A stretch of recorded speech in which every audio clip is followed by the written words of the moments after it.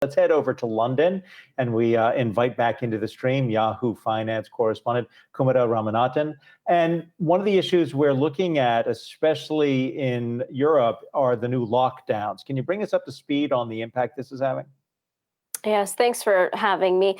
The lockdowns, of course, have tightened. Restrictions are tightening here as the case numbers are basically out of control and rampant. We're seeing a lot of data that's proving. So, France in particular reverting to new nationwide restrictions that are going to be in place at least until December. Now, this includes bars and restaurants being closed, as well as domestic travel and public gatherings all being brought to a ban. In Germany as well, there's going to be a 4-week partial lockdown that comes into play. This also appeals to restaurants, bars, any outdoor facilities are basically going to have to shut down. Now, what's important to note is that schools will not be closed. So this means that parents can essentially still go to work and the economy can continue to operate. Now, this news is going to just put more pressure on the UK government. That is because in the UK, we have seen our numbers continue to rise. And a recent Ipsos Murray poll, as well as an Imperial College study in the UK, have said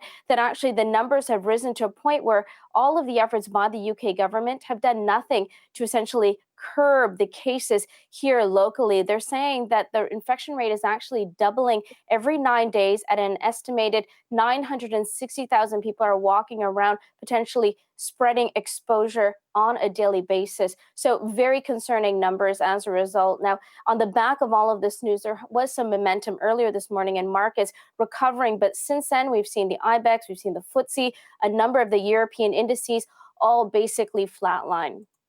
And we also, of course, heard from the European Central Bank, right? The ECB not changing rates, which was expected. But were there any surprises in the policy announcements?